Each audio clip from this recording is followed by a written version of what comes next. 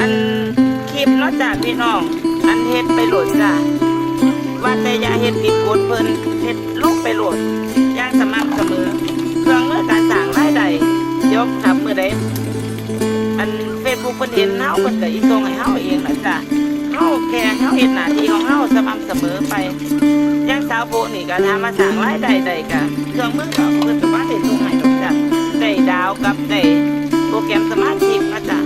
แต่แนวอื่นของสาวโบก็บ่ได้กระทาว่ามื้อใดเป็นผู้อีส่งให้จ้ะ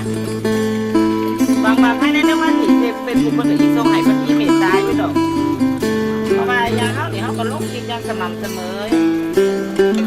แต่อยากสร้างรายได้อยากมีเงิน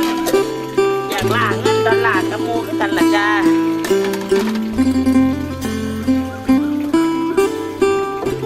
แต่ว่าอันถ้าสมมุติผู้ใดเปิดโหมดการสร้างเปิดโหมดเมื่ออาชีพแล้วนั้นอันสมมุติว่าขี้ข้านเฮ็ดอีหลีเด้อจ้ะก็อย่าเป่าไปปิดเพิ่นเนาะจ้ะอันสมมุติปิดโหมดเมื่ออาชีพนั้นยามเปิดใหม่นี่ว่าอีสานรายได้มันใช้ระยะเวลาโดนเด้อจ้ะแต่สาวโบก็อยากให้ผู้ใดที่กำลังท้อแท้ดอกจ้ะขนาดของสาวโบยอดวิวดีแน่บ่ดีแน่สาวโบก็ลงไปล่ะจ้ะมันก็ยังมีบางคลิปเพิ่นก็ดันเฮาอยู่จ้ะแต่ถ้าคลิปใดเพิ่นบ่ดันเฮาก็เปลี่ยนเบิ่งสไตล์ที่เพิ่นดันแม่จ้ะอันคลิปใดเพิ่นดันอันอีกอย่างนึงการปฏิสัมพันธ์กับหมู่กับพวกนี่จ้ะกันที่1จ้ะถ้าสมมุติว่าเฮาขยันมีปฏิสัมพันธ์น่ะ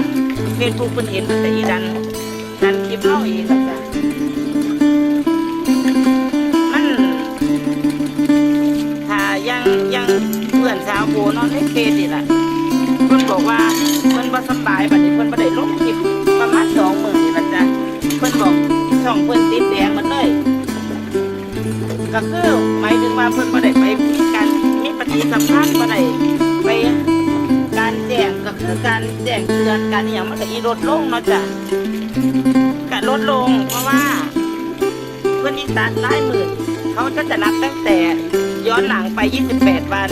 จนถึงวันนี้จนถึงที่เราอยู่ปัจจุบันเป็นว่าล่ะถ้าสมมติว่ามื้ออื่นสมมติมื้อนี้เป็นวันที่28ถ้าไล่เป็นมื้ออื่นเนี่ย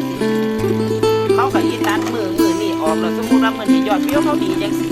มันก็เฮ็ดให้การติดตามหรือการเข้าชมของเฮานี่มันลดลงจ้ะเพราะว่าเขาอีตัดเราช่วงไหนที่เฮาบ่ได้ลงคลิปเฮาบ่ได้อีหยังเนี่ยมันก็เหมือน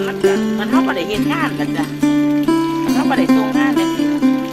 สาวผู้ก็อยากฝากไว้ว่ากันผู้ใดอันได้เริ่มเฮ็ดแล้วอย่าเฝ้าท้อเด้อจ้ะสู้ๆไปนำกันสู้ๆนะคะขนาดสาวผู้ยังบ่ท้อเลยพี่น้องอย่าเฝ้าท้อก้าวไปนำกันย่างไปนำกันเด้อเฮ็ดไปล่ะจ้ะวันนี้ไม่ใช่ของเราวันหน้ามันก็เป็นของเราอยู่ดีแหละค่ะความพยายามไม่เคยทรยศ